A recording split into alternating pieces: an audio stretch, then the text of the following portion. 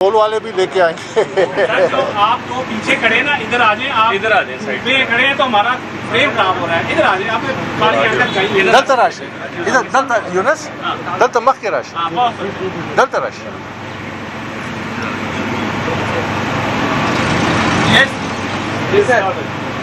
شروع کریں. بسم اللہ الرحمن الرحیم. آج الیکشن کمیشن آف پاکستان میں فارن فنڈنگ کیس کی ہیئرنگ تھی، سماعت تھی، اور آج پاکستان تحریک انصاف کے جو وکیل ہیں انہوں نے اپنی بحث جاری رکھی، اور خوش آئند بات یہ ہے کہ انہوں نے آج یہ کہا کہ انہوں نے جو قانونی نکات ہیں اس پہ اپنے دلائل مکمل کر لیے ہیں، اور کل سے پاکستان تحریک انصاف کے جو فائنانس کے مینیجرز ہیں یا ان کے اکاؤنٹنٹس ہیں وہ ان تفصیلات پہ اپنا جواب دیں گے جو اسکروٹنی کمیٹی کی رپورٹ میں سامنے آیا ہے کہ بہت بڑے پیمانے پہ غیر ملکی کمپنیاں، غیر قانونی فنڈنگ ہوئی ہے، اکاؤنٹس کو پوشیدہ رکھا گیا ہے. تو خیر سے ہم اس سٹیج پہ اب پہنچے ہیں کہ کل سے ان کے اکاؤنٹنٹ جو ہیں وہ تفصیلی اپنا جواب دیں گے، اور پھر اس کے بعد ہم انشاءاللہ ایک دن میں اپنے جواب مکمل کر کے اس کیس کو اختتام تک پہنچائیں گے. اب میں آپ کو آج کی جو داستان ہے وہ یہ سناتا ہوں کہ اگر آپ کو یاد ہو کہ چند دن پہلے جو پی ٹی آئی کے وکیل نے گزارشات پیش کی امریکی کمپنی کے حوالے سے، تو انہوں نے اشارتاً یہ تسلیم کیا کہ اگر کوئی غیر قانونی فنڈنگ ہوئی بھی ہے، اگر کوئی پروہیبٹڈ فنڈنگ ہوئی بھی ہے، اگر کوئی فارن فنڈنگ ہوئی بھی ہے تو اس کے ذمہ دار ان کمپنی کے ٹریجرر ہیں. اور انہوں نے ان دو کمپنیوں میں سے ایک کمپنی ڈاکٹر نصر اللہ کا نام بھی لیا کہ اگر کوئی ایسی بے قاعدگی ہوئی ہے تو وہ ذمہ دار ہے، پاکستان تحریک انصاف ذمہ دار نہیں ہے. آج ایک بڑی دلچسپ بات سامنے آئی کہ آج انہوں نے تمام غیر ملکی کمپنیوں سے جو فنڈنگ ہوئی ہے اس کو تسلیم کیا، لیکن ساتھ انہوں نے اپنی طرف سے یہ دلیل پیش کی کہ غیر ملکی کمپنی جو ہے وہ کسی سیاسی جماعت کی فنڈنگ کر سکتی ہے.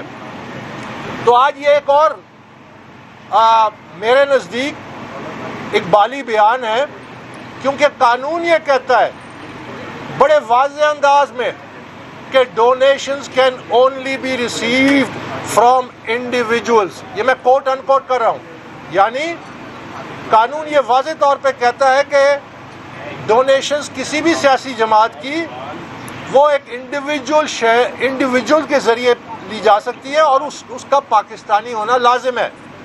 تو آج انہوں نے تسلیم کیا کہ غیر ملکی کمپنیوں سے ان کی فنڈنگ ہوئی ہے، جو کہ اسکروٹنی کمیٹی کی رپورٹ میں اس کی نشاندہی ہو چکی ہے.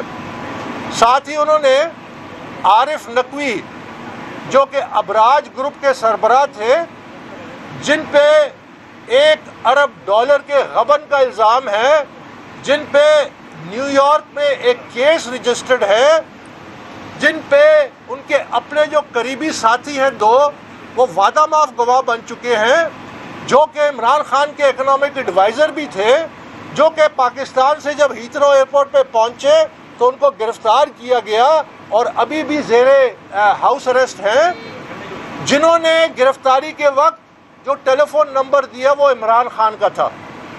ان کی طرف سے ایک ایفیڈیوٹ پڑھ کے سنایا جس پہ کوئی تاریخ نہیں تھی، جس پہ کوئی نوٹرائزیشن نہیں ہوئی تھی، جس میں اس کی کوئی کسی قسم کی اس کی اوتھینٹسٹی کو کسی ہر لحاظ سے چیلنج کیا جا سکتا ہے. تو جب پوچھا گیا تو انہوں نے کہا کہ ہم اوریجنل ایفیڈیوٹ جو ہے وہ ہم کوشش کریں گے کہ جمع کرائیں. اس بات سے قطع نظر کہ کوئی ایفیڈیوٹ ہو یا نہ ہو، اس دستاویز میں انہوں نے تسلیم کیا ہے کہ یہ میری کمپنی ووٹن کرکٹ لمیٹڈ جو کہ کیمن آئلینڈ میں رجسٹرڈ ہے، آف شور کمپنی ہے، اس کے ذریعے $2.1 ملین پاکستان تحریک انصاف کے اکاؤنٹ میں آیا. اسی طرح سوئٹزرلینڈ سے ایک ٹرسٹ ہے جو کہ ریکارڈ میں موجود ہے اس پہ انہوں نے $1,00,000 جو آئے اس کو تسلیم کیا. اس کے علاوہ $50,000 ایک اور دبئی بیسڈ کمپنی سے انہوں نے تسلیم کیا. تو اللہ کا کرم ہے کہ اس میں آہستہ آہستہ یہ تمام جو غیر قانونی فنڈنگ ہے اس کو تسلیم کر رہے ہیں، اور ساتھ ہی ساتھ یہ استدعا بھی کر رہے ہیں کہ اگر کوئی غیر قانونی فنڈنگ ہوئی ہے تو الیکشن کمیشن صرف پیسے ضبط کر سکتا ہے، جبکہ الیکشن کمیشن کے سے بڑے وسیع اختیارات ہیں قانون کے تحت. جب عمران خان نے جعلی سرٹیفکیٹ دیے کہ یہ میرا اکاؤنٹ ہے، اس میں پروہیبٹڈ فنڈنگ نہیں ہے، اس میں اکاؤنٹس جو ہمارے ہیں وہ یہ ہیں، جبکہ خفیہ اکاؤنٹ سامنے آ گئے، تو یہ بڑے سنگین معاملات ہیں. پھر ان کا جو فائنانس بورڈ ہے جو اس غیر قانونی عمل کی سربراہی کر رہا تھا، وہ بھی قانون کے زمرے میں آئیں گے. بہرحال میں یہ سمجھتا ہوں کہ یہ جو ان کا اقبالی بیان ہے، اس کو میں کہتا ہوں، جس میں وہ کہہ رہے ہیں کہ غیر ملکی کمپنیوں نے فنڈنگ کی، یہ آج کی ایک بڑی پیش رفت ہے، اور اس سے مزید انشاءاللہ آنے والے دنوں میں حقائق سامنے آئیں گے. اب میں آپ کو سامنے ایک بات رکھنا چاہتا ہوں کہ یہ کیس 8 سال، تقریباً 8 سال طویل کیس، ہم آج بھی فیصلے کے منتظر ہیں. تقریباً 180 کے قریب ہیئرنگ ہو چکی ہے، لگ بھگ 50 کے قریب ایڈجرنمنٹ موشنز ہو چکی ہیں، 9 وکیل بدلے گئے ہیں، 9 ریٹ پٹیشنز ہوئی ہیں. تو مجھ سے پوچھا جاتا ہے کہ اس میں اتنی تاخیر کیوں ہوئی. میں یہ بار بار عرض کرتا ہوں کہ یہ ہمارے نظام انصاف کی کمزوری ہے. ہمارے منصفوں نے اس کیس کو جب جولائی 2018 میں اسٹیٹ بینک کے ذریعے ریکارڈ آ گیا، اور یہ جو رپورٹ ہے اسکروٹنی کمیٹی کی، یہ محض اسٹیٹ بینک کے ریکارڈ پہ منحصر ہے. آج ان کے وکیل نے یہ بھی تسلیم کیا کہ اسکروٹنی کمیٹی نے پی ٹی آئی کا جمع شدہ تمام ریکارڈ مسترد کیا کیونکہ غیر تصدیق شدہ تھا. ساتھ ہی ساتھ انہوں نے کہا کہ ان کا بھی مسترد کیا گیا. یہ میں تسلیم کرتا ہوں، لیکن انہوں نے کہا ہم تمام جو رپورٹ پیش کریں یہ اسٹیٹ بینک کے رپورٹ کے ڈاکیومنٹس کے مطابق ہے، اور اس پہ ساری بحث ہو رہی ہے. تو انہوں نے تسلیم کیا. تو سوال یہ پیدا ہوتا ہے کہ ایک کیس جو الیکشن کمیشن میں ہے، جو سپریم کورٹ کہتی ہے کہ آپ کو مکمل اختیار ہے، اس پہ 9 ریٹ پٹیشنز ہوئی. تازہ ترین ریٹ پٹیشن یہ ہے کہ 15 مارچ کو جو انہوں نے ڈاکومنٹ جمع کرائی اکبر بابر سے خفیہ رکھے جائیں، جس کے لیے ابھی ہم دوبارہ ہائی کورٹ جائیں گے جہاں پہ ان کی اپیل لگی ہوئی ہے.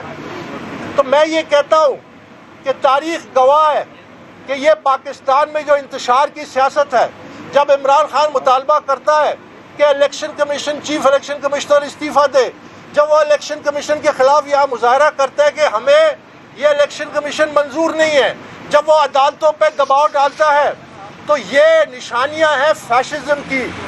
یہ فیشسٹ جو ہوتے ہیں یہ وہ مطالبہ کرتے ہیں کہ جس عدالت میں وہ ملزم کے طور پہ پیش ہو رہے ہیں، اس عدالت کے منصف کو کہتے ہیں کہ آپ استعفیٰ دیں. یہ فیشزم ہے. اور آپ فیشزم کی مثالیں لے لیں دنیا میں، وہ بھی یوتھ کو بڑا موبلائز کرتے تھے، قوم پرستی کے نعرے لگاتے تھے، چاہے ہٹلر ہو، چاہے مسولینی ہو، چاہے فرانسسکو فرینکو ہو. عمران خان جو ہے اس وقت ہمارے آئینی اداروں پہ حملہ آور ہے. آئینی اداروں کا فرض بنتا ہے کہ اس فیشزم کو روکیں. جب تک یہ انتشار کی سیاست کو قانون کے ذریعے مکمل طور پہ کرش نہیں کریں گے تو پاکستان کی معیشت سٹیبل نہیں ہو سکتی.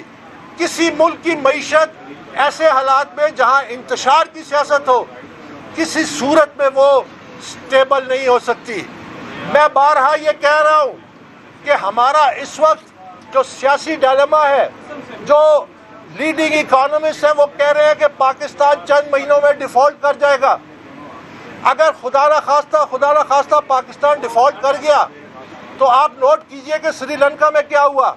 سری لنکا میں ڈیفالٹ ہوا، حکومت گری، بلوے ہوئے، ابھی تک جاری ہے، وزیر اعظم کے گھر کو جلایا گیا، اور وہاں پہ انارکی اور کیوس ہے. لیکن ہم سری لنکا نہیں ہیں، ہم ایک نیوکلیر پاور سٹیٹ ہیں. اگر خدا نخواستہ یہ اگلے چند مہینوں میں ہم نے اپنی معیشت کو نہیں سنبھالا دیا، لیکن اس سنبھالا دینے کے لیے ہم پہ فرض ہے کہ ہم یہ انتشار کی سیاست کو کرش کریں with the full force of لا.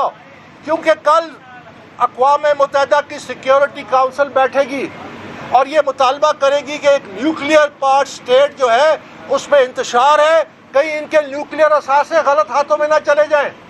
اور اگر چائنا نے ویٹو نہیں کیا تو ہمارے نیوکلیئر اثاثے بھی گئے، ہمارے نیوکلیئر اثاثے بھی گئے، پھر ہم سے بھوٹان سے زیادہ برا سلوک کیا جائے گا. یہ ہے وہ اصلی سازش جو میں پہلے دن سے کہہ رہا ہوں کہ 8 سال کی تاخیر کیوں ہوئی. اگر ایک سیاسی جماعت کی غیر قانونی فنڈنگ ہوتی ہے، غیر ملکی کرتے ہیں، بھارتی کرتے ہیں غیر قانونی فنڈنگ، اور اس کو لا کے اقتدار پہ بٹھایا جاتا ہے، اور اقتدار پہ بٹھانے کے بعد وہ پاکستان کی معیشت کی اینٹ سے اینٹ پہ جاتا ہے. یہ وہ سازش جس نے پاکستان کو برباد کیا. اب ہمیں ایک اسٹرانگ لیڈرشپ چاہیے، کیونکہ عمران خان جو کہہ رہے ہیں کہ میں اسلام آباد میں آؤں گا، اسلام آباد پہ حملہ آور ہوں گا، وہ اس کے 2-3 مطالبات ہوں گے. ایک وہ کہے گا کہ وہ سپریم کورٹ سے اپنے مرضی اس کے پہ دباؤ ڈالے گا، دوسرا وہ الیکشن کمیشن پہ دباؤ ڈالے گا کہ اپنی مرضی کا فیصلہ لے، تیسرا وہ اسٹیبلشمنٹ پہ دباؤ ڈالے گا کہ اپنی مرضی سے ان کو کنٹرول کرے. اگر آج عمران خان کا یہ مطالبہ کہ یہ الیکشن فوراً کرائے جائیں، اگر یہ تسلیم کیا جاتا ہے تو پھر وہ کہے گا کہ مجھے الیکشن کمیشن اپنی مرضی کا چاہیے، پھر وہ مطالبہ کرے گا کہ مجھے الیکشن میں نتائج اپنی مرضی کے چاہیے، اور اگر الیکشن میں اس کے نتائج مرضی کے نہ ہوئے تو پھر وہ سڑکوں پہ نکلے گا. یہ انتشار کی سیاست پاکستان کو ڈبو دے گی، یہ پاکستان کی معیشت کو ڈبو چکی ہے. اب یہ موجودہ حکومت اور جو بھی حکمران ہیں، یہ ان کی ذمہ داری ہے کہ وہ جو مشکل فیصلے لیں. الیکشن اگر پاکستان میں فوراً کرائے گئے تو پاکستان، میں یہ آپ کے سامنے کہہ رہا ہوں، ایدن کہہ رہا ہوں، اور یہ ریکارڈ کر لے کہ 1970 کے الیکشن سے زیادہ تباہ کن ہوں گے، کیونکہ آپ نے پہلے پاکستان کی معیشت کو سنبھالنا ہے. امریکہ میں جب AIG کمپنی ان کی جب وہ بیٹھنے لگی، پوری معیشت ان کی ہل گئی تھی. یہ 8-10-12 سال پرانی بات ہے. تو انہوں نے کیا کیا؟ ان کی اپوزیشن اور اقتدار میں وائٹ ہاؤس میں ساری رات بیٹھے، رات در رات بیٹھے، انہوں نے قانون سازی کی، اپنی پرائیویٹ کمپنیوں کو اسٹیٹ کمپنیاں بنائی، اس پہ اپنے نمائندے لگائے، ان کو پیسہ دیا، بیل آؤٹ کیا. یہ ذمہ دار سیاست ڈیمانڈ کرتی ہے. ذمہ دار سیاست یہ نہیں ڈیمانڈ کرتی کہ آپ الیکشن کرائیں ایسے وقت میں کہ اگر آپ الیکشن میں گئے، ابھی کانسٹیچوئنسی کی ڈیلیمیٹیشن نہیں ہوئی، ابھی سینسس نہیں ہوا، آپ انتشار مانگ رہے ہیں. یہ پاکستان کی تباہی ہوگی اگر فوراً الیکشن ہوتے ہیں. یہ آپ دیکھ لینا جو بھی فیصلہ کرتا ہے. ہمیں اس وقت ایک مضبوط قیادت کی ضرورت ہے، ایسی مضبوط قیادت جو سب سے پہلے انتشار کی سیاست کے خلاف جنگ کرے، جو فیشزم کے خلاف جنگ کرے، جو ان کو ختم کر دے قانونی طریقے سے. یہی وہ راستہ ہے کہ جس کے ذریعے پاکستان کو بچایا جا سکتا ہے. پھر آپ الیکشن بھی کرائیں، اور یہ کیا جا سکتا ہے. ہمارا قانون موجود ہے. میں صرف اس بات پہ کہتا ہوں کہ یہ جو ہمارے قانونی ادارے ہیں یہ انصاف لاگو کریں. فیشزم وہ بیماری ہے، وہ مانسٹر ہے، وہ اژدہا ہے. آپ جتنا اس کو خوش کرنے کی کوشش کریں گے یہ اتنا بڑا ہوگا، اور جو خوش کرنے والا ہے اس کو بھی کھائے گا. یہ میں اس بات پہ کنکلوڈ کرتا ہوں کہ 1938-39 میں برطانیہ کا ایک وزیر اعظم تھا چیمبرلن. اس نے اپیزمنٹ پالیسی اختیار کی ہٹلر کے خلاف. اس پالیسی کے نتیجے میں ہٹلر میں اتنی ہمت آئی کہ اس نے یورپ پہ حملہ کیا. یہ تاریخ کا حصہ ہے. تو میں یہ مطالبہ کرتا ہوں کہ قانون لاگو کریں، فیصلے دیں، بلا خوف و خطر دیں. کہتے تو ہیں، لیکن اگر میں 8,000-10,000 کا موب لاتا ہوں اور دباؤ میں لاتا ہوں تو یہ موب رول ہے. اور اگر آپ یہ نہیں کر سکتے، اور اگر آپ کسی بھی مصلحت کے تحت پاکستان کو اس انتشار کی آگ میں ڈال دیں گے اپنی کمزوریوں کی وجہ سے، تو پھر ایک آسان راستہ میں بتاتا ہوں کہ پاکستان کے آئین میں ایک ترمیم کریں، اور اس ترمیم میں لکھیں کہ یہ اسلامک ریپبلک آف پاکستان کا آئین ہے، یہ تمام پاکستانیوں پہ لاگو ہوتا ہے سوائے عمران خان کے. بہت شکریہ.